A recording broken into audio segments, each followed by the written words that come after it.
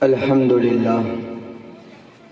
لله وكفى وسلام على عباده الذين اصطفى أما بعد فقد قال الله تبارك وتعالى في كلامه المجيد والفرقان الحميد فأعوذ بالله من الشيطان الرجيم بسم الله الرحمن الرحيم يا أيها الذين آمنوا كتب عليكم الصيام كما كتب على الذين من قبلكم لعلكم تتقون وقال تعالى في موضع آخر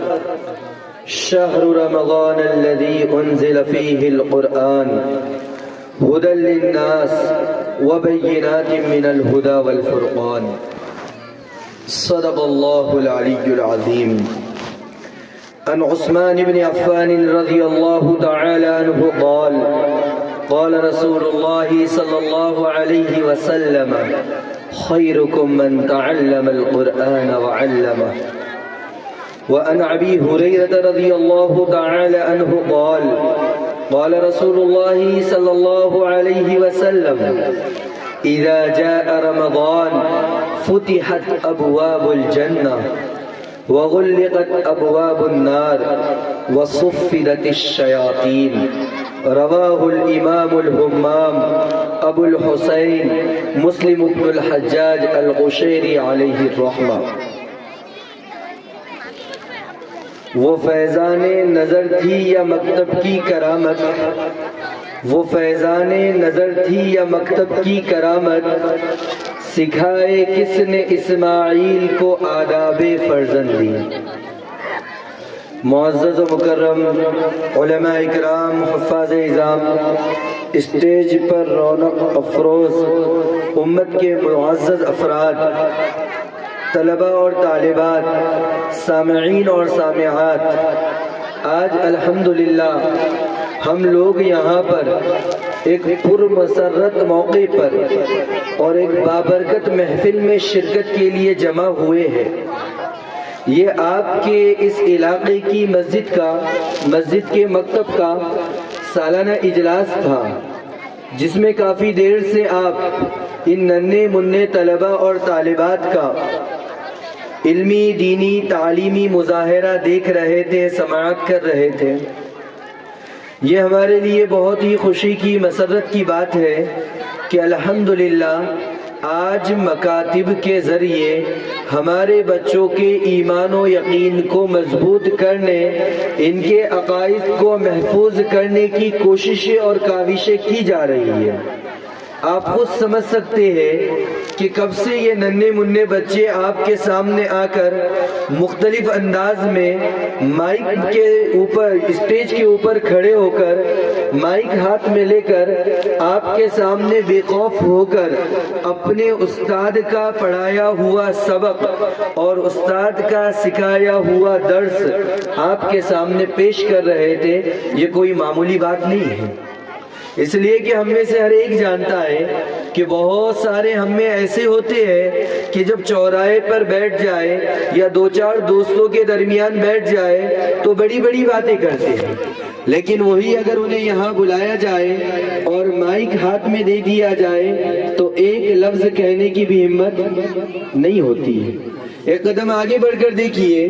کہ کچھ لوگ ہوتے ہیں باتیں تو بڑی بڑی کرتے ہیں لیکن جب مسجد میں گئے اور مصلی پر امام صاحب حاضر نہیں ہے اور مسئلہ درپیش ہے کہ نماز پڑھانا ہے تو سوچ لو کیسے آدمی کے اوپر ہیبت اور وحشت طاری ہوتی ہے اور کیسے آدمی جو ہے تو پسینے میں نہا لیتا ہے لیکن یہ بچے الحمدللہ اساتذہ اکرام کی محنتوں کی وجہ سے اور ان کی اپنی خواہش اور دلچسپی کی وجہ سے آپ احباب کے سامنے کھڑے ہو کر اپنے استاد کا پڑھایا ہوا سبق پیش کر رہے تھے تو یہ کوئی معمولی بات نہیں بہت بڑی بات ہے ابتدا تو میں نے اسی بات سے کی ہے اس لیے کہ خیال یہ ہے کہ ابتدا میں مکاتب کی اہمیت پر کچھ گفتگو آپ کے سامنے ہو جائے عزیزوں پچھلے دور کے مقابلے میں اس دور میں مکاتب کی تعلیم اور مکاتب کی اہمیت اور زیادہ بڑھ جاتی ہے زمانے ماضی میں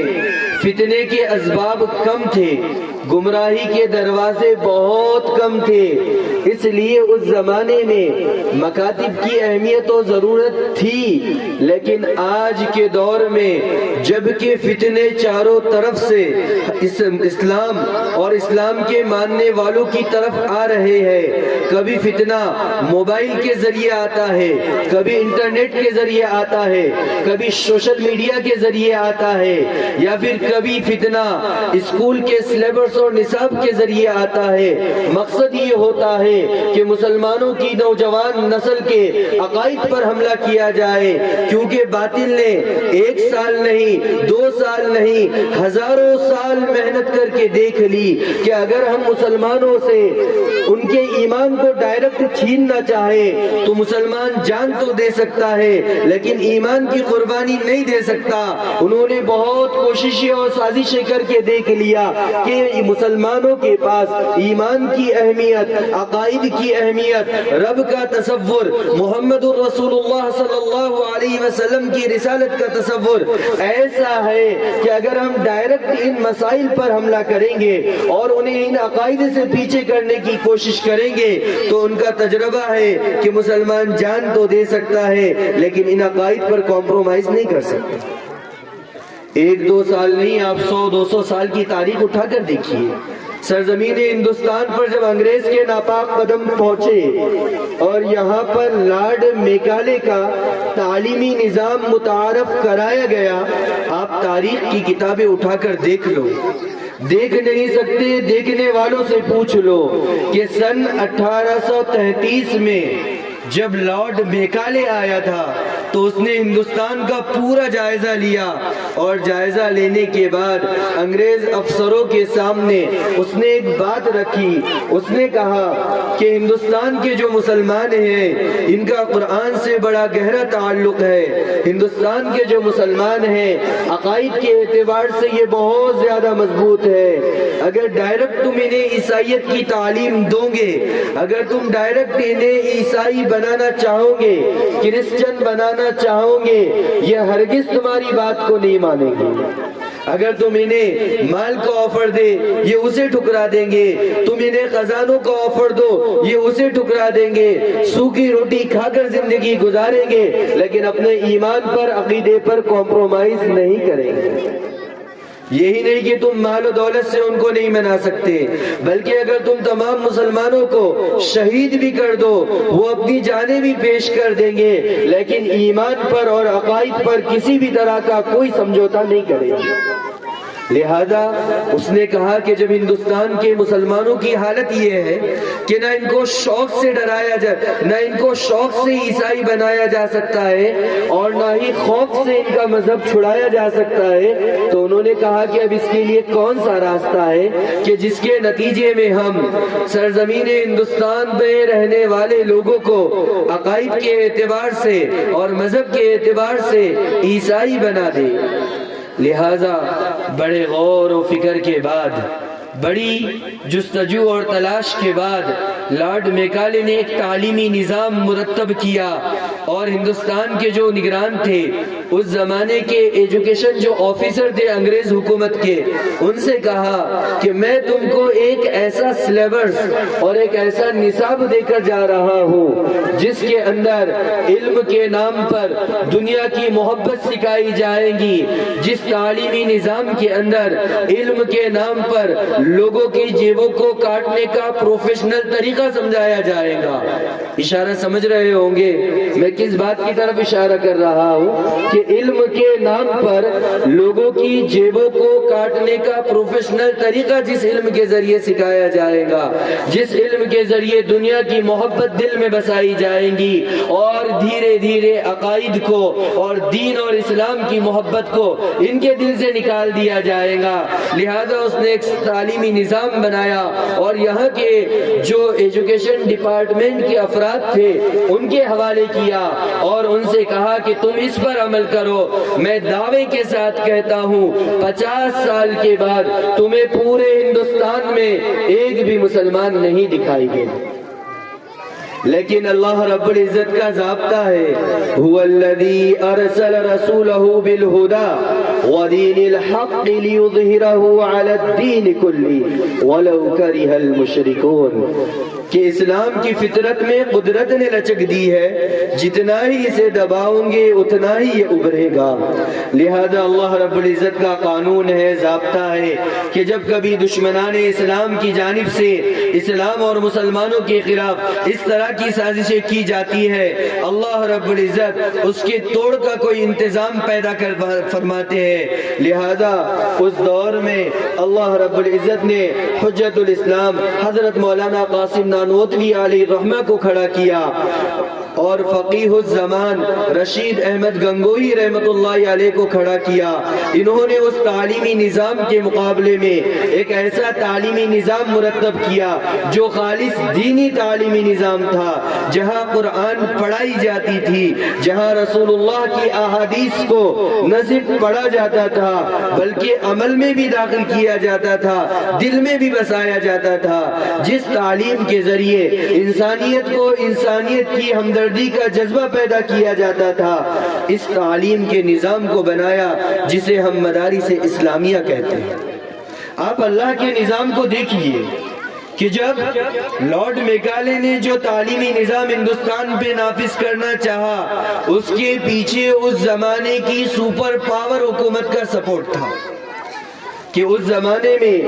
انگریزوں کی اور خاص طور پر یو کے جو انگریز تھے برطانیہ کے، وہ دنیا کی سپر پاور طاقت تھی۔ تو کہا دو تعلیمی نظام ہندوستان میں آئے، ایک تعلیمی نظام کی پشت پناہی دنیا کی سپر پاور طاقت کر رہی تھی مال کے ذریعے، اسباب کے ذریعے، اور دوسرا تعلیمی نظام قائم ہوا جس کے بارے میں حجت الاسلام نے یہ اعلان کیا کہ یہ تعلیمی نظام ہم اپنی امت کے غریب عوام کی محنت کی کمائی سے چلائیں گے۔ آپ دیکھیے، بظاہر تو یہ لگ رہا تھا کہ ایک تعلیمی نظام وہ ہے جس کی پشت پناہی دنیا کی سپر پاور حکومت کر رہی ہے، دوسرا تعلیمی نظام وہ ہے جس کے ضروریات کو پورا کرنے کی ذمہ داری امت کا غریب طبقہ کر رہا ہے۔ ظاہر کی آنکھیں تو یہ بتا رہی تھی کہ انگریزوں کا تعلیمی نظام غالب آ جائے گا، لیکن اللہ رب العزت نے اپنے قدرت کے کرشمے کو ظاہر کیا، اور جو ہے تو 50 سال نہیں، لارڈ میکالے نے تو دعویٰ کیا تھا کہ 50 سال کے بعد سرزمین ہندوستان پر تمہیں ایک بھی مسلمان نہیں ملے گا۔ آج 2026 ہے، آج سے 7 سال کے بعد 2033 آ جائے گا، تقریباً 200 سال گزر گئے۔ الحمدللہ آج بھی پورے ہندوستان میں مسلمان اسلامی تشخص کے ساتھ، اپنی اسلامی شناخت کے ساتھ، آن بان شان اور عزت کے ساتھ اسلامی فرائض کو انجام دیتے ہوئے زندگی گزار رہے ہیں۔ بلکہ اس سے ایک قدم آگے بڑھ کر چلے کہ لارڈ میکالے آیا کہاں سے تھا؟ انگلینڈ سے، اور اس نے ہندوستان سے مسلمانوں کو ختم کرنے کا دعویٰ کیا تھا۔ اللہ کی قدرت کا کرشمہ دیکھیے، آج اگر آپ کا یو کے جانا ہو، لندن سے کوئی جانے والا ہو، آپ اس سے واقفیت کیجئے، معلومات حاصل کیجئے۔ الحمدللہ جو لارڈ میکالے ہندوستان سے مسلمانوں کا خاتمہ کرنا چاہ رہا تھا، آج اس کی سرزمین پر یو کے اور لندن کے اندر سینکڑوں مدارس اور مکاتب قائم ہے، اور وہ وہاں ان ظالموں کی سرزمین پر قرآن کی تعلیم دے رہے ہیں اور سنت رسول اللہ صلی اللہ علیہ وسلم کا درس دے رہے ہیں۔ یہ نظام ہے اللہ رب العزت کا کہ جب کبھی باطل جس کسی شکل میں آئے، اللہ رب العزت اس کو ختم کرنے کا انتظام فرماتے ہیں۔ نعرہ تکبیر، نعرہ تکبیر۔ آج کے دور میں باطل ایک دوسری شکل سے آیا ہے، اور وہ طریقہ یہ ہے، ہم جانتے ہیں کہ ہمارے ہندوستان میں مختلف نعرے اور مختلف باتیں کہی جاتی ہے، بس اشارتاً کہہ کر میں آگے چلتا ہوں کہ آج بھی باطل کا یہ نظریہ ہے، برسر اقتدار حکومت کے افراد کا یہ نظریہ ہے کہ ہم ہندوستان کو ایک ہی رنگ میں رنگ دیں گے، اور اس کے لیے انہیں ہمارے ان ننھے منھے بچوں کی ضرورت ہے۔ وہ چاہتے ہیں کہ آج بھی تعلیمی نظام اس طرح بنایا جائے، میں نام نہیں لوں گا چونکہ ہمارے جلسے کی نوعیت تھوڑی سی مختلف ہے، لیکن اشارے عقل مند کے لیے کافی ہوتے ہیں۔ تو کہا کہ ہمارے ملک میں بھی ایسا تعلیمی نظام نافذ کرنے کی کوشش کی جا رہی ہے کہ مذہب تو ہمارا ملک تو سیکولر ہے، جہاں ہر مذہب کے ماننے والے رہتے ہیں، لیکن آج بھی ایجوکیشن کا جو ڈپارٹمنٹ ہے وہاں یہ مدعے اٹھائے جا رہے ہیں کہ عام جو تعلیم ہے، مراٹھی کی لینگویج ہو، انگلش میڈیم کے اسکول ہو، یہاں تک کہ اردو میڈیم کے بھی اسکول ہو، تو حکومت کی جانب سے یہ کوشش کی جا رہی ہے کہ کسی خاص مذہب کی مذہبی کتاب کے کچھ حصوں کو ہمارے سلیبس میں داخل کر کے ہمارے ان ننھے منھے بچوں کو پڑھایا جائے، تاکہ کل جب ہم زمین کے اندر دفن ہو جائے اور ہم اس دنیا سے چلے جائے، مسلمانوں کی قیادت ان بچوں کے ہاتھ میں آئیں گی، لیکن انہوں نے اسکولوں میں پڑھا ہوگا ان کی مذہبی کتابوں کو، انہوں نے اسکولوں میں پڑھا ہوگا ان کے عقائد کو، تو لہذا باطل یہ سمجھتا ہے کہ آنے والی نسل کو ہمارے ہاتھ میں کر دو انشاءاللہ، اور وہ یہ کہتے ہیں کہ پھر پورا مستقبل ہمارے ہاتھ میں ہوگا۔ تو اب اس کے لیے سب سے بڑی ضرورت یہ ہے کہ ہم اپنے بچوں کے ایمان کو، عقائد کو بچانے کی کوشش کریں۔ اب ایسا تو کر نہیں سکتے کہ 100% بچوں اور بچوں کو اٹھا کے ہم مدرسے میں ڈال دیں، یہ ممکن ہے کیا؟ جی سب اگر حافظ عالم بن جائیں گے تو مسلم قوم کی قیادت کرنے کے لیے وکیل، ڈاکٹر، پروفیسر کہاں سے آئیں گے پھر؟ تو ظاہر سی بات ہے ہم سب بچوں کو مدرسے میں داخل کرا نہیں سکتے ان کے ایمان و یقین کی حفاظت کے لیے، لہذا اگر ہم چاہتے ہیں کہ اپنے بچوں کو ڈاکٹر بھی بنائے، پروفیسر بھی بنائے، انجینئر بھی بنائے، تاکہ یہ بڑے ہو کر امت کی بھی خدمت کرے، انسانیت کی بھی خدمت کرے، لیکن ساتھ ساتھ یہ سچے دیندار ہو، جہاں ہمارا بچہ ڈاکٹر بنے وہیں یہ عاشق رسول بھی ہو، جہاں ہمارا بچہ پروفیسر بنے وہیں یہ حافظ قرآن بھی ہو، جہاں ہماری بچیاں اعلیٰ تعلیم یافتہ ہو کر بڑی بڑی ڈگریاں اور بڑے بڑے منصب حاصل کرے وہیں یہ رسول اللہ کی سچی عاشقہ بھی ہونی چاہیے۔ تو اس کے لیے کیا نظام ہے؟ تو موجودہ دور کے جو علماء کرام ہیں، جیسے میں نے کہا نا انگریزی دور میں ضرورت تھی مدارس کے قیام پر توجہ دینے کی، علماء کرام نے مدارس کے قیام پر 100% توجہ دی، اور الحمدللہ اس کا نتیجہ ہم نے اپنے آنکھوں سے دیکھا۔ آج ضرورت اس بات کی ہے موجودہ دور کے علماء کرام جو مفکر قوم و ملت ہے، قوم کی ہر حالت پر جن کی گہری نگاہ ہوتی ہے، باطل کی ہر سازش کو وہ بڑی دور اندیشی کے ساتھ دیکھتے ہیں، ایسے علماء کرام کا کہنا ہے کہ آج کے دور میں مکاتب کی اہمیت پچھلے زمانوں کے مقابلے میں کہیں زیادہ بڑھ گئی ہے۔ اگر آج ماں باپ اپنے بچوں کی عصری تعلیم کا انتظام تو کر لیتے ہیں، انہیں ڈاکٹر، پروفیسر، انجینئر اور وکیل بنانے کی کوشش تو کرتے ہیں، لیکن اگر انہیں مکتب روانہ نہیں کرتے، اللہ کا کلام انہیں نہیں سکھاتے، رسول اللہ کی سنت انہیں نہیں سمجھاتے، رسول اللہ کی آداب و اداؤں پر فدا ہونے کی تعلیم اپنے بچوں کو نہیں دیتے، تو سمجھو یہ والدین اپنے بچوں کی آخرت کو تباہ و برباد کر رہے ہیں۔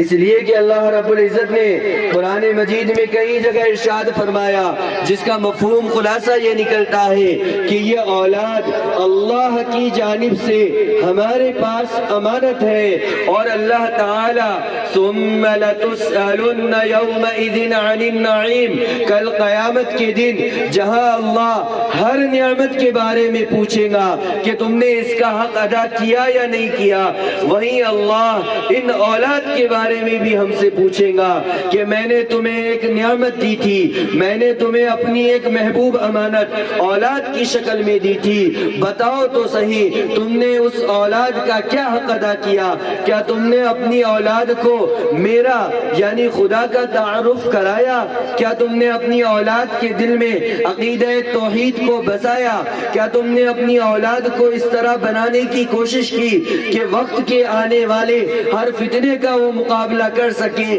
ایمان کے بارے میں کیا تم نے اپنے بچوں کو اتنا مضبوط اور اتنا مستحکم بنایا کہ وہ ایمان کی بقا کے لیے، ایمان کی حفاظت کے لیے کیا دنیا کے ہر فتنے اور دنیا کے ہر ظلم کا سامنا کرنے کے لیے تیار تھا؟ اگر ہم نے اپنے بچوں کی اس طرح تربیت نہیں کی تو کل اللہ رب العزت کی بارگاہ میں ہمیں جو ہے تو اس کا جواب دینا پڑے گا۔ اس سے آگے بڑھ کر ایک بات، قرآن کریم کی ایک آیت کے مفہوم سے اگر ہم سمجھے نا کہ اگر ہم نے ان بچوں کی دنیاوی تمام ضرورتیں پوری کی، کھانے کا انتظام کیا، پینے کا انتظام کیا، تمام ضرورتوں کو پورا کیا، لیکن اگر ہم نے انہیں دیندار نہیں بنایا، قرآن کی تعلیم نہیں سکھائی، مسجد کی محبت ان کے دل میں نہیں بسائی، نمازوں کی اہمیت اور فضیلت ان کے دل میں نہیں بٹھائی، تو کل قیامت کے دن ہمارے یہ بچے جس کی خاطر ہم نے اپنی پوری زندگی گنوا دی، جن کی خواہشوں کو پورا کرنے کے لیے ہم نے اپنی خواہشوں کو دبا دیا، جن کی ہر تمنا کو پورا کرنے کے لیے ہم نے اپنی تمناؤں کا گلا گھونٹ دیا تھا، خود بھوکے رہتے تھے، ان بچوں کو کھلاتے تھے، لیکن اگر ہم نے انہیں دینی تعلیم نہیں دی تو یاد رکھنا اللہ رب العزت نے قرآن پاک میں اس بات کا ذکر کیا ہے کہ قیامت کے دن ہمیں لایا جائے گا، ہمارے سامنے ہمارے بچوں کو بھی لایا جائے گا، اور اللہ تعالیٰ فیصلہ کریں گے کہ بچوں میں دینداری نہیں تھی، بچوں کو جہنم میں داخل کیا جائے۔ تو کان کھول کر سننا، یہ بچے جن کی ہم نے دنیاوی تمام خواہشیں پوری کی تھی لیکن دین نہیں دیا تھا، یہ بچے اللہ سے گزارش کریں گے، قالوا ربنا انا اطعنا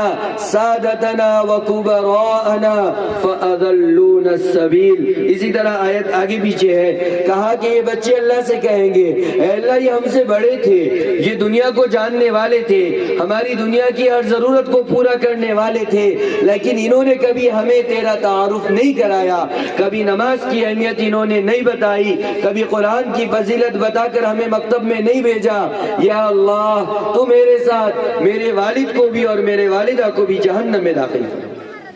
یہ بچے خود گزارش کریں گے اللہ سے اور ہمارا ہاتھ پکڑ کر کھینچیں گے اور ہمیں جہنم میں داخل فرمائیں گے۔ لیکن کب؟ جب ہم نے ان بچوں کی تربیت دینی اعتبار سے نہیں کی ہوں گی، ان کو قرآن حدیث اور جو ہے تو نبی کی سنت مکتب میں بھیج کر نہ سکھائی ہوں گی تو بچے ہمیں جہنم میں داخل کریں گے۔ لیکن آگے چل کے دوسری بات سنیے، اگر ہم نے اپنے ان بچوں کو دینی تعلیم بھی دی، قرآن کی تعلیم بھی دی، نماز کی اہمیت بھی انہیں بتائی، مسجد کی الفت بھی ان کے دل میں بسائی، آقا مدنی محمد عربی صلی اللہ علیہ وسلم کی اداؤں پر فدا ہونے کا طریقہ اپنے بچوں کو بتایا اور انہیں قرآن کی تعلیم سے آراستہ کیا، حدیث مبارکہ میں آتا ہے جس کا مفہوم اور خلاصہ یہ ہے کہ کل یہ بچے ہمارا ہاتھ پکڑ کر ہمیں جنت میں لے جائیں گے، اگر ہم اپنے گناہوں کی وجہ سے جہنم میں بھی چلے گئے ہوں گے۔ حدیث پاک کا خلاصہ ہے کہ یہ بچے اللہ سے کہیں گے یا اللہ یہ ہمارے والدین تھے، انہی نے تو ہم کو دنیا میں نماز پڑھنے کا طریقہ سکھایا تھا، انہی نے تو ہمیں تیری محبت بتائی تھی، انہوں نے ہمیں رسول اللہ کا عاشق بنایا تھا، ان کی وجہ سے ہم جنت میں جا رہے ہیں، لہٰذا ہمارے والدین کو بھی ہمارے ساتھ جنت میں داخل فرمائیں۔ اب یہ بات ہمارے ذمہ ہے کہ ہم اپنے بچوں کو جنت میں داخل ہونے کا ذریعہ بناتے ہیں یا جہنم میں کھینچ کر لے جانے کا ذریعہ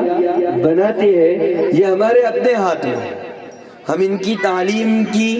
دینی تعلیم کی فکر کریں گے، قرآن اور حدیث سے ان کو جوڑ کر رکھیں گے، مکتب کی اہمیت کو ان کے دلوں میں بٹھائیں گے، یہ جنت میں لے جانے کا ذریعہ بنیں گے۔ اور اگر ہم انہیں دنیا سے اتنا جوڑ کر رکھ دیں گے، دنیا کی محبت کو ان کے دلوں میں رچا بسا دیں گے، تو نتیجہ یہ نکلے گا کہ کل قیامت کے دن یہ ہمیں جہنم میں لے جانے کا ذریعہ بنیں گے۔ لہذا اگر ہم چاہتے ہیں کہ اپنے بچوں کو جنت میں داخل کرانے کا ذریعہ بنائیں تو ہماری سب سے پہلی ذمہ داری ہے کہ کچھ بچوں کو ہم اپنے گاؤں سے منتخب کریں جو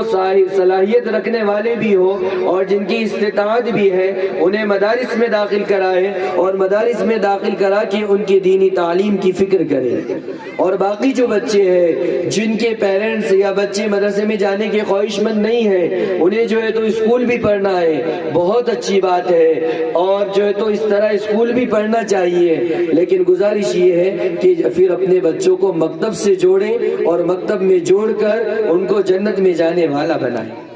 اب مکتب میں جوڑنے کا مطلب یہ نہیں کہ بس مکتب میں جا بھیج دی ہم نے، اب وہ بچہ ہفتہ بھی 2 ہفتے بھی جو ہے تو غیر حاضری کر رہا ہے، ہمیں اس کی کوئی فکر نہیں، ایسا نہیں ہونا چاہیے۔ بلکہ مکتب میں بھیجنا ہے تو 2 باتیں ہیں۔ نمبر 1، بغیر کسی عذر کے کبھی بھی غیر حاضری نہیں ہونی چاہیے۔ دیہات کے مکتبوں سے جو سب سے بڑی شکایت آتی ہے نا کہ ہم بچوں کی طرف اسکول ایک دن نہیں گیا، ہم غصہ کرتے ہیں، ڈانٹتے ہیں، باتیں سناتے، اور مکتب نہیں گیا تو نہ ماں کو فکر ہوتی ہے نہ باپ کو فکر، تو بچہ سمجھ جاتا ہے کہ اسکول نہیں گئے تو سزا ملتی، اس کا مطلب وہاں جانا ضروری ہے۔ مکتب نہیں گئے تو نہ امی کچھ کہتے اور نہ ابا کچھ کہتے، اس کا مطلب مکتب میں جانا بھی ضروری نہیں اور مکتب کی تعلیم کی بھی کچھ اہمیت نہیں ہے۔ تو ہم اپنے عمل سے بچوں کے دلوں سے مکتب کی تعلیم کی اہمیت کو نکالتے ہیں۔ تو آپ سے گزارش ہے کہ جب بچوں کو ہم مکتب بھیجیں تو پابندی کے ساتھ بھیجیں، اور دوسری بات وقت پر بھیجیں۔ انشاءاللہ اگر ہم یہ 2 کام کریں گے، اللہ کی ذات سے امید ہے ہمارے یہ بچے کل قیامت کے دن ہمیں جہنم میں داخل کرنے والے نہیں، بلکہ ہمارا ہاتھ پکڑ کر ہمیں جنت میں لے جانے والے بنیں گے۔ سب کریں گے انشاءاللہ۔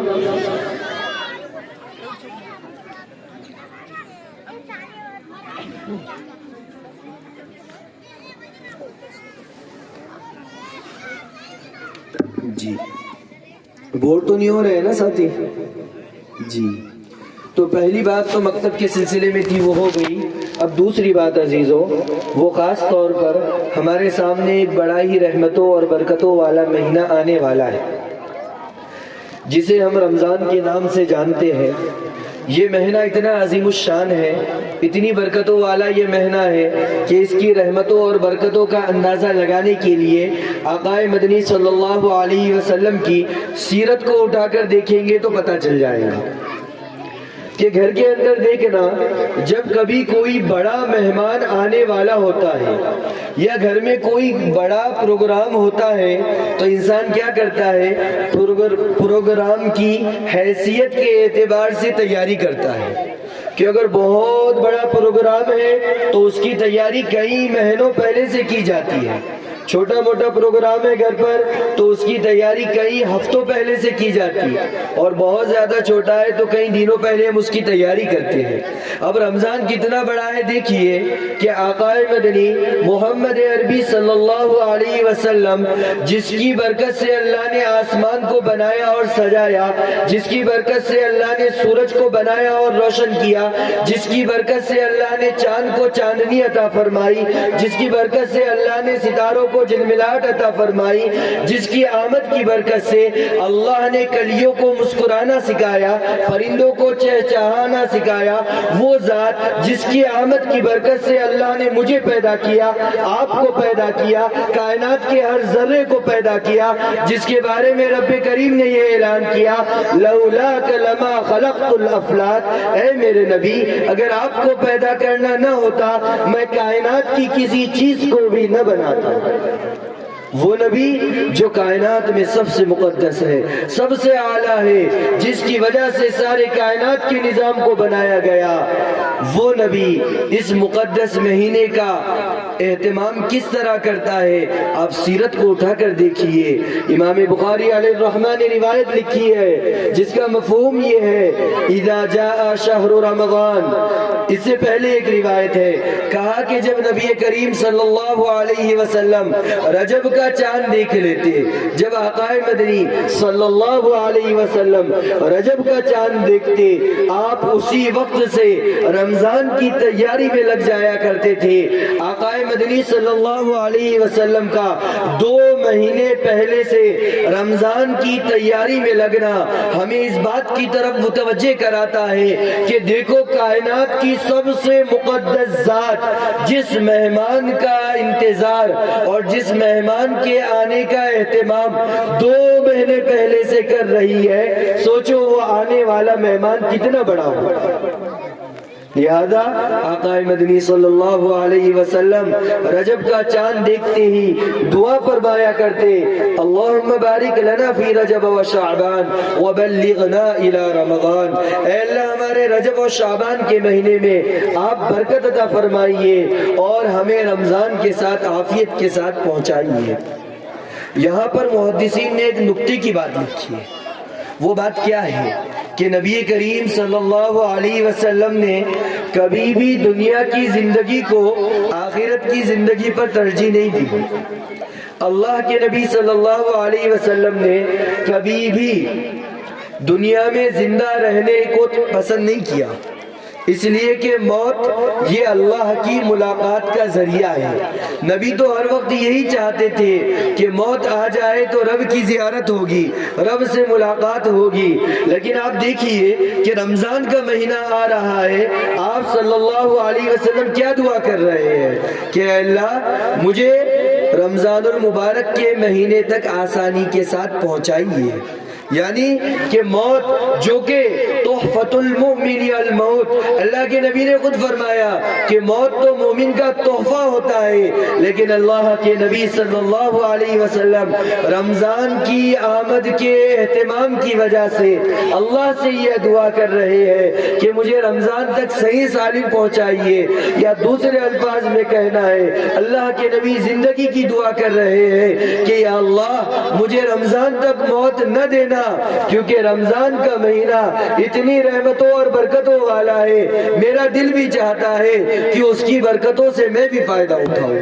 اس لیے وَبَلِّغْنَا إِلَىٰ رمضان کہ اے اللہ ہمیں رمضان تک آسانی کے ساتھ عافیت کے ساتھ پہنچائیں. خیر، نبی کریم صلی اللہ علیہ وسلم کا یہ معمول مجھے اور آپ کو بتلاتا ہے کہ واقعتاً میں رمضان المبارک اتنا عظیم الشان مہینہ ہے کہ اگر مجھے اور آپ کو اس کی اہمیت سمجھ میں آ جائے تو ہم ہر وقت اللہ سے یہی دعا کریں گے کہ یا اللہ ہمیں بھی رمضان تک پہنچائیے. نہ صرف یہ کہ پہنچائیے بلکہ رمضان کی رحمتوں کو، برکتوں کو صحیح طریقے سے اصول کرنے کی توفیق بھی عطا فرمائے.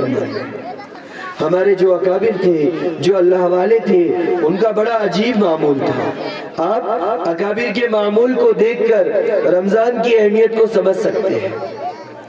حضرت مولانا ذوالفقار صاحب نور اللہ مرقدہ نے کسی جگہ بیان فرمایا، کہا کہ دنیا میں کچھ اللہ والے ایسے بھی گزرے ہیں کہ وہ 6 مہینے تک اللہ سے دعا کرتے تھے کہ اللہ ہمیں اس سال کا رمضان نصیب فرمائیے. کتنے مہینے تک؟ 6 مہینے تک دعا کرتے تھے کہ اللہ ہمیں رمضان تک صحیح سالم پہنچا دیجئے، کیونکہ اگر کسی عذر، بیماری اور پریشانی کے ساتھ رمضان میں پہنچیں گے عبادت کی لذت نہیں ملے گی. تو یا اللہ ہمیں صحیح سالم رکھ کر آپ رمضان المبارک تک پہنچا دیجئے. 6 مہینے تک مستقل یہ دعا کرتے. پھر جب رمضان المبارک کا مہینہ آتا، پورا مہینہ رات بھی عبادت، دن بھی عبادت میں گزرتا اور 100% رمضان کو اصول کرتے. جب رمضان المبارک کا مہینہ ختم ہوتا تو مولانا نے آگے یہ بیان فرمایا، اس کے بعد 5 مہینے تک خالی یہ دعا کرتے کہ یا اللہ ہم نے رمضان میں جو عبادتیں کی ہیں آپ ہماری ان عبادتوں کو قبول فرمائیے. آپ اہمیت سمجھے کہ 6 مہینے تک دعا کر رہے ہیں کہ یا اللہ ہمیں رمضان تک پہنچائیے اور رمضان میں عبادت کی توفیق دیجیے. رمضان کا مہینہ آ رہا ہے، اس کو مکمل طریقے سے اصول کر رہے ہیں اور رمضان کے بعد 5 مہینے تک مستقل یہ دعائیں ہیں کہ اے اللہ ہماری رمضان میں کی جانے والی عبادتوں کو قبول فرمائیے. اگر اس ساری بات کا خلاصہ کہوں تو یہ ہوگا، گویا کہ ان کے نگاہوں میں یہ تھا کہ اگر ہمارے ایک رمضان کی بھی عبادت قبول ہو گئی صحیح معنی میں تو ہمارا بیڑا پار ہو گیا. اس لیے سارا سال رمضان کی تیاری میں گزارتے تھے. تو آپ سے بھی گزارش ہے کہ رمضان المبارک بالکل ہمارے سروں پر آ چکا ہے. جب یہ مہینہ آئے تو ہمیں چاہیے کہ ہم اس کا استقبال کریں، اور اس کا استقبال یہ نہیں کہ اس کی گل پوشی کرنا ہے یا اس کی شال پوشی کرنا ہے. رمضان کا استقبال اس طرح کرنا ہے جس طرح آقا مدنی محمد عربی صلی اللہ علیہ وسلم نے کیا. رمضان کا استقبال اس طرح کرنا ہے جس طرح صحابہ نے کیا. اگر ہم سیرت رسول اکرم کو دیکھتے ہیں اور سیر صحابہ صحابہ کو دیکھتے ہیں تو پتہ چلتا ہے کہ صحابہ رمضان کا استقبال عبادتوں کے ذریعے کیا کرتے تھے، عبادتوں میں اضافہ کرنے کے ذریعے کیا کرتے تھے۔ اسی لیے حدیث مبارکہ میں آتا ہے عفیفہ کائنات، صدیقہ کائنات، ام المؤمنین حضرت عائشہ رضی اللہ تعالی عنہ فرماتی ہے کہ کان رسول اللہ صلی اللہ علیہ وسلم یجتہد فی عشر الاواخر ما لا یجتہد فی غیرہ، کہ نبی کریم صلی اللہ علیہ وسلم رمضان المبارک میں بہت زیادہ عبادتوں کا اہتمام کرتے، اور خاص طور پر جب اخیر اشرا آتا تو آپ کی عبادت میں بہت زیادہ اضافہ ہو جاتا تھا، جس کا خلاصہ دوسری حدیثوں میں ملتا ہے کہ جب رمضان آ جاتا اور رمضان کا اخیر اشرا آتا، آپ صلی اللہ علیہ وسلم کمر کس لیتے، تہبند کو مضبوطی سے باندھ لیتے، جیسے کہ کمر کسنا یہ کسی بڑے کام کے کرنے کی طرف اشارہ ہوتا ہے۔ اللہ کے نبی اپنے عمل سے یہ بتا دیتے کہ اب ہمیں بہت زیادہ عبادت کرنا ہے۔ سیرت کی کتابوں میں یہ بھی لکھا ہے، خاص طور پر اس جملے کو سنیے کہ جب اللہ کے نبی صلی اللہ علیہ وسلم رمضان المبارک کا چاند دیکھتے تو وہاں سے لے کر عید کا چاند دیکھے تک آپ بستر پر اطمینان سے پورا مہینہ نہیں سوتے۔ خاص طور پر کہ نبی کریم صلی اللہ علیہ وسلم رمضان کے شروع ہونے سے لے کر رمضان کے ختم ہونے تک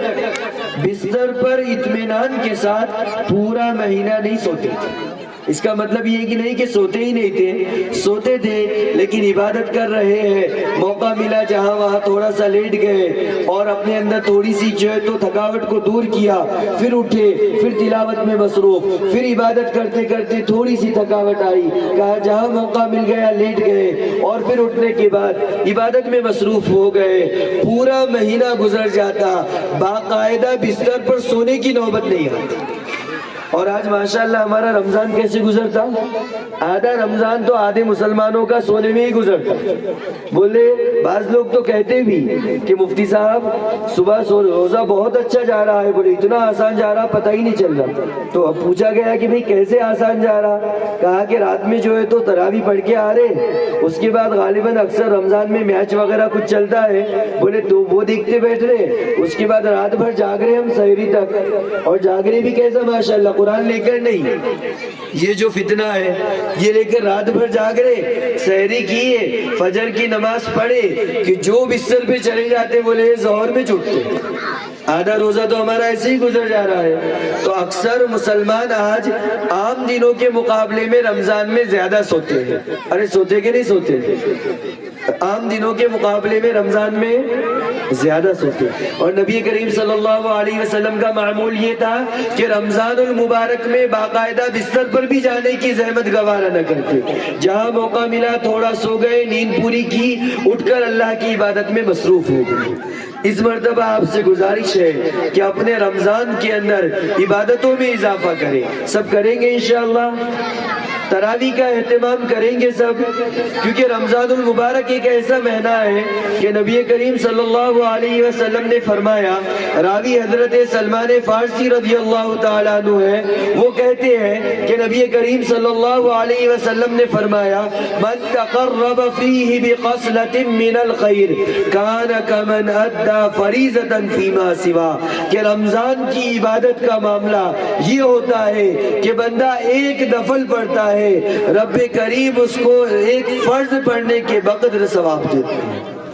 کہ کوئی نفل کام کرو اللہ فرض کے برابر ثواب دیں گے۔ یہاں پر آپ نفل اور فرض کے ثواب کے فرق کو سمجھو۔ کہا کہ ایک بندہ وقت پر نماز پڑھتا ہے، مثال کے طور پر فجر کی نماز صبح کے وقت پر 2 رکعت ادا کرتا ہے،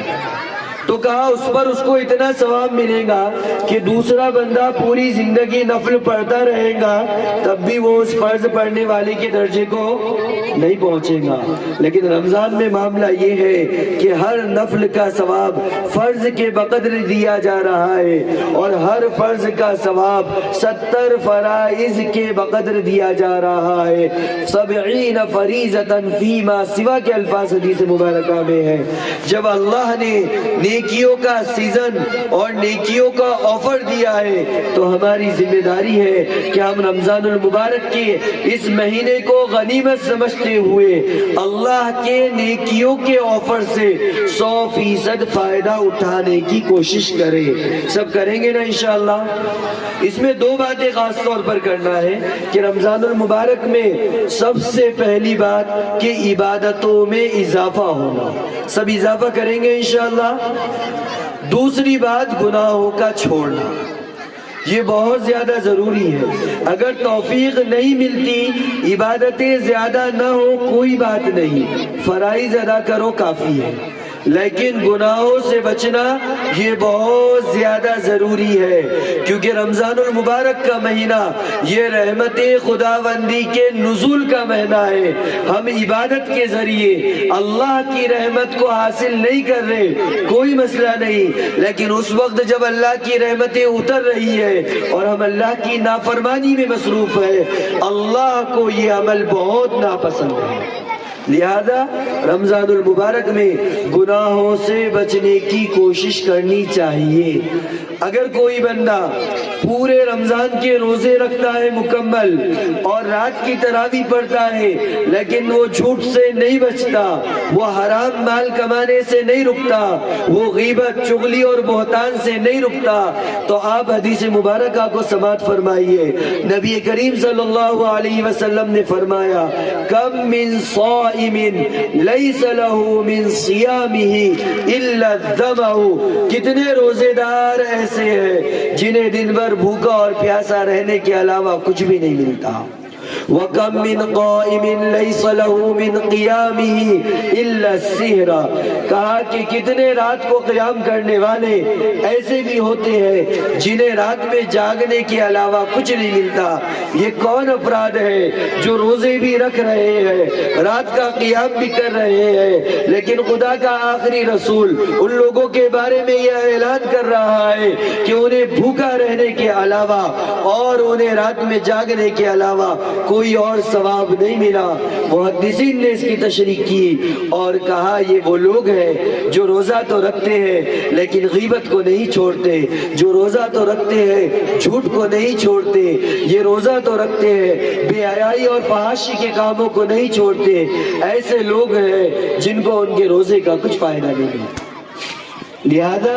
اگر ہم چاہتے ہیں کہ اپنے رمضان کو فائدے مند بنائیں تو ابھی سے اپنے آپ کے اندر یہ عزم کریں، انشاءاللہ میں 100% رمضان میں گناہوں کو چھوڑوں گا۔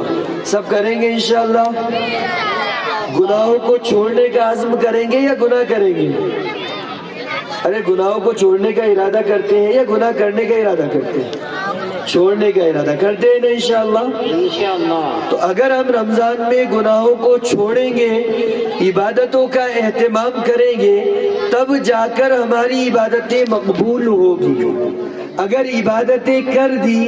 گناہوں کے ساتھ، تو ابھی جو حدیث مبارکہ میں نے آپ کے سامنے پڑھی ہے اس کی روشنی میں ہماری عبادتیں بھی قبول نہیں ہوگی گناہوں کی نوزت کے ساتھ۔ تو بتاؤ یہ عقل مندی کا سودا ہے کیا؟ پورا رمضان روزہ بھی رکھ رہے، تراویح بھی پڑھ رہے، لیکن اس کا 1 روپے کا بھی ثواب نہیں مل رہا۔ یہ عقل مندی کا سودا ہے؟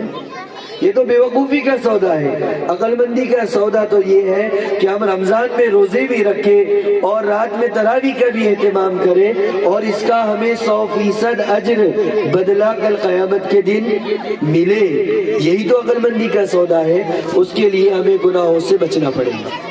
اب آخری بس 1-2 بات بتا کر اپنی بات ختم کرتا ہوں۔ جو وقت دیا گیا تھا وہ بھی ختم ہونے کے قریب ہے، لہذا آخر میں 1-2 باتیں بتا کر اپنی بات ختم کرتا ہوں۔ شروع سے بس 2 ہی باتیں آپ کے سامنے بتائی گئی۔ پہلی بات کہ مکاتب کی اہمیت اور ضرورت، اپنے بچوں کو اپنے جنت میں داخل ہونے کا ذریعہ بنانا ہے یا جہنم میں، ٹھیک ہے؟ پہلی بات یہ تھی۔ دوسری بات کیا تھی کہ رمضان المبارک کی اہمیت کو سمجھتے ہوئے اس کو صحیح طرح سے اصول کرنے کی کوشش کرنا ہے ہے اور عبادت کرنے کے بعد گناہوں سے بچ کر اپنی عبادت کو اللہ کی بارگاہ میں قبول بھی کرانا ہے۔ یہ دو باتیں اب تک ہوئی۔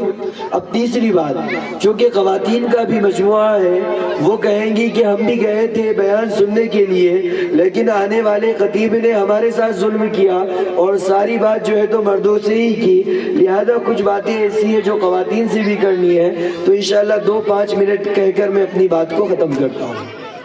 سب سے پہلے تو میری معزز پردہ نشین ماؤں اور بہنوں، اللہ رب العزت نے آپ کو بہت ہی بڑا مقام و مرتبہ عطا فرمایا ہے۔ دنیا کے کسی مذہب میں عورت کا وہ مقام و مرتبہ بیان نہیں کیا گیا جو آقا مدنی محمد عربی صلی اللہ علیہ وسلم نے آ کر بتایا۔ ہم چیلنج کے ساتھ کہہ سکتے ہیں، آپ آئیے آقا مدنی کی بارگاہ میں۔ آپ صلی اللہ علیہ وسلم نے فرمایا، الجنت تحت اقدام الامہات، ماں کے قدموں کے نیچے جنت ہے۔ اور ظاہر سی بات ہے، جو چیز قدموں کے نیچے ہوتی ہے اس کا درجہ کم ہوتا ہے، اور جس کے قدموں میں وہ چیز ہوتی ہے اس کا درجہ بڑا ہوا ہوتا ہے۔ لہذا آپ کے قدموں میں اللہ نے جنت کو رکھا ہے، لہذا اس سے یہ بات سمجھ میں آئی آپ کا درجہ اسلام نے جنت سے بھی بڑا کر بیان کیا ہے۔ جب آپ کو اللہ نے یہ مقام و مرتبہ عطا فرمایا ہے تو آپ کی ذمہ داری بھی بہت بڑی ہے، کیونکہ اللہ کا اصول ہے، ضابطہ ہے، جس کو جتنا بڑا مقام و مرتبہ دیا جاتا ہے اس کو ذمہ داریاں بھی اتنی ہی زیادہ بڑی دی جاتی ہیں۔ لہذا آج امت کو ہم دیکھتے ہیں کہ امت پر کیسے حالات ہیں، دنیا میں مسلمانوں پر کیا حالات ہیں، غزہ، فلسطین اور مسجد اقصی پر مسلمانوں پر کیسے حالات آ رہے ہیں۔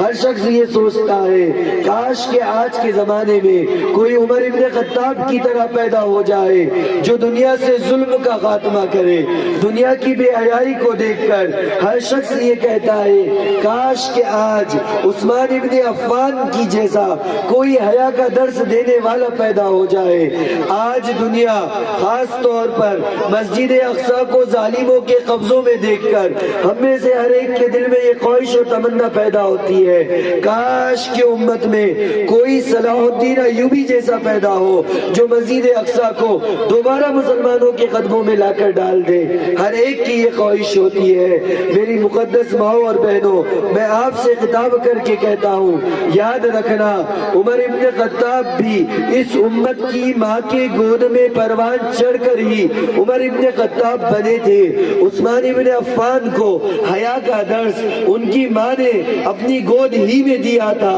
تب جا کر انہوں نے دنیا کو یہ سبق سکھایا۔ صلاح الدین ایوبی کو ان کی ماں نے اپنی گود میں بہادری کا درس دیا تھا، جس کے نتیجے میں صلاح الدین ایوبی نے اپنے ماں کے گود میں یاد کیا ہوا درس یاد رکھا اور دنیا کو بتایا کہ دیکھو بہادری ایسی ہوتی ہے۔ لہذا اگر آج بھی آپ چاہتے ہو کہ اس امت کے اندر ایسے افراد پیدا ہو تو سب سے پہلے اس امت کی خواتین کی ذمہ داری ہے کہ اس زمانے کی مائیں اپنے بچوں کو وضو کر کے دودھ پلایا کرتی تھی۔ بچوں کو سونا نہیں آتا، نیند نہیں آتی، اللہ اور اس کے رسول کا ذکر کر کے بچوں کو بہلایا کرتی، سلایا کرتی، جس کا نتیجہ یہ تھا کہ دنیا میں خالد ابن ولید جیسے جانباز پیدا ہوئے، محمد ابن قاسم جیسے جنرل پیدا ہوئے، طارق ابن زیاد جیسے مجاہد پیدا ہوئے۔ لیکن آج کی مائیں اپنے بچوں کو کس طرح تربیت کرتی ہے کہ موبائل ہاتھ میں ہوتا ہے یا زبان پر کوئی گانا یا میوزک ہوتی ہے یا سامنے ٹی وی لگی ہوئی ہوتی ہے، وہاں بے حیائی کے منظر دیکھے جاتے ہیں، فحاشی کے منظر دیکھے جاتے ہیں، اور اسی حالت میں اپنے گود میں موجود بچوں کو دودھ پلایا جاتا ہے، ان کو تعلیم دی جاتی ہے۔ میری بہنوں، آپ خاص طور پہ سنیے کہ جو بچہ بچپن ہی سے بے حیائی کے مناظر کو دیکھ کر پروان چڑھے، جو بچہ بچپن ہی سے اپنی ماں کو فلموں اور سیریلوں اور ڈراموں کا دلدادہ اور شوقین دیکھ کر پروان چڑھے، کیا بڑا ہونے کے بعد اس کے دل میں اللہ اور اس کے رسول کی محبت آ سکتی ہے؟ اگر ہم ایک درخت کانٹے دار لگائے اس پہ پھل آ سکتا ہے؟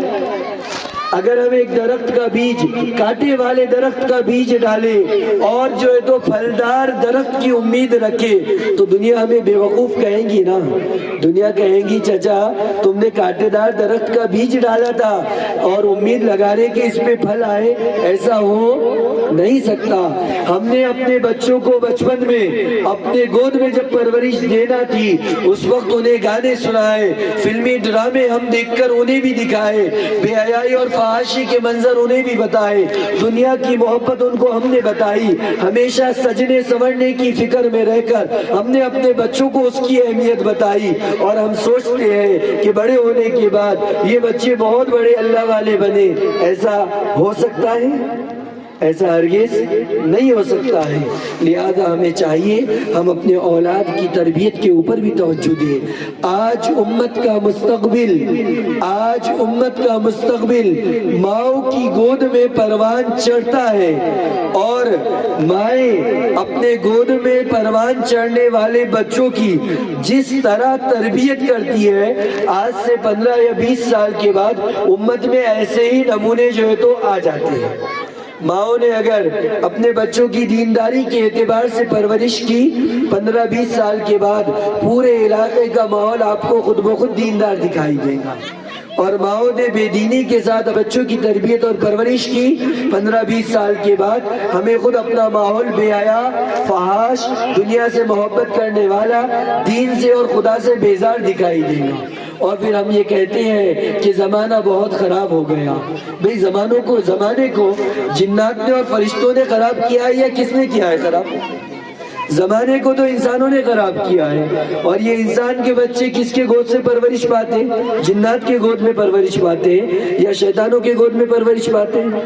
ظاہر سی بات ہے انسان کے بچے تو انسان ہی کے گود میں پرورش پاتے ہیں. لیکن صحیح پرورش نہ ہونے کی وجہ سے بچے تو ہوتے ہیں انسان کے لیکن عمل ہوتا ہے ان کا شیطانوں والا, اور اس کے ذمہ دار سب سے پہلے والدین ہوتے ہیں. لہذا ساری بات کا خلاصہ یہی ہے, اگر ہم چاہتے ہیں کہ ہمارے علاقے کا ماحول دیندار بنے, ہم چاہتے ہیں کہ دنیا کا نظام تبدیل ہو, تو سب سے پہلے ہمیں خود کو بدلنا ہوگا اور اپنے بچوں کی تربیت کو صحیح طریقے سے کرنا پڑے گا. سب کریں گے انشاءاللہ. رمضان کا بھی استقبال سب کریں گے, عبادتوں کا اہتمام ہوگا, گناہوں کو چھوڑنے کی کوششیں ہوگی, بچوں کی تربیت پر توجہ دی جائے گی. آخری بات اچانک یاد آ گئی ورنہ میں بس اب دعا ہی پڑھ رہا تھا. آخری بات سننے کے لیے ہے تیار؟ کیا ہو گئی چارجنگ ختم؟ جی آخری بات عزیزوں اچانک یاد آ گئی اصل میں وہ یہ ہے کہ ہم اپنے دیہاتوں میں خاص طور پر اپنے دیہات میں مسجد کے جو امام ہیں اور مکتب کے جو استاد ہیں ان کی عظمت کو اپنے دلوں میں بٹھائیں. کیوں؟ اس لیے کہ اگر ہم چاہتے ہیں کہ ہمارے بچوں کے دلوں میں قرآن کی عظمت رہے. آخری بات اچانک یاد آ گئی تو سنتے چلے کہ اگر ہم چاہتے ہیں کہ بچوں کے دلوں میں قرآن کی محبت بیٹھے تو بچوں کے دلوں میں قرآن کی محبت کیسے بیٹھیں گی؟ کہ قرآن جو پڑھانے والا ہے اگر اس کی محبت بچوں کے دلوں میں ہوگی تو قرآن کی محبت بھی دلوں میں بیٹھے گی کیا نہیں؟ قرآن کی محبت دل میں بسانا ہے تو قرآن پڑھانے والے کی محبت کو دل میں بسانا پڑے گا. اور قرآن پڑھانے والے کی بچے محبت اس سے کیسا کریں گے؟ وہ اپنے والدین کو دیکھیں گے کہ میرے والد کا میرے استاد کے ساتھ کیا رویہ ہے, کہ میرا والد میرے استاد کے ساتھ زور سے بات کرتا ہے, اس کے ساتھ ارے ترے سے بات کرتا ہے, سختی کے ساتھ اور جھڑکنے والے انداز سے بات کرتا ہے. اگر بچے اپنے والد اور اپنے والدین کا یہ رویہ استاد کے ساتھ دیکھیں گے تو بچوں کے دلوں میں استاد کی محبت آئے گی کیا؟ نہیں. دیکھو بچے بھی کہہ رہے ماشاءاللہ زور سے نہیں آئیں گی بول کر. اور جب بچوں کے دلوں میں استاد کی محبت نہیں ہے اب استاد جو پڑھا رہا ہے اس کی محبت آئیں گی کیا؟ نہیں آئے گی، قرآن کی بھی محبت نہیں آئے گی۔ لہذا آپ کے دلوں میں آپ کے بچوں کے دلوں میں قرآن کی عظمت اگر نہیں آئے گی تو آپ کا بچہ سچا پکا دیندار بن پائے گا کیا؟ ارے قرآن کی محبت نہ کر کے، قرآن سے نفرت کر کے کوئی دیندار بن سکتا ہے؟ نہیں۔ تو آپ کے بچے جو بے دین بنیں گے، قرآن کے دشمن بنیں گے، قرآن کی محبت کو دل سے نکالنے والے بنیں گے، اس کے ذمہ دار آپ ہوں گے کہ آپ نے اپنے بچوں کے سامنے قرآن پڑھنے والے کا ادب نہیں کیا، آپ نے اپنے بچوں کے سامنے قرآن پڑھانے والے کی عزت نہیں کی، جس کے نتیجے میں آپ کے بچوں کے دلوں سے قرآن کی عظمت نکل جائے گی، اور جس کے دل سے قرآن کی عظمت نکل جائے وہ دونوں جہاں میں ناکام ہوتا ہے۔ گویا کہ آپ نے اپنے بچوں کو دونوں میں جہاں میں ناکام کرنے کا ذریعہ اپنا کر اس کے والد استاد کی عزت نہیں کیا۔ اگر آپ عزت کرو گے استاد کی اور ان کی ضروریات کو پورا کرنے کی کوشش کریں گے تو بچوں کے دل میں بھی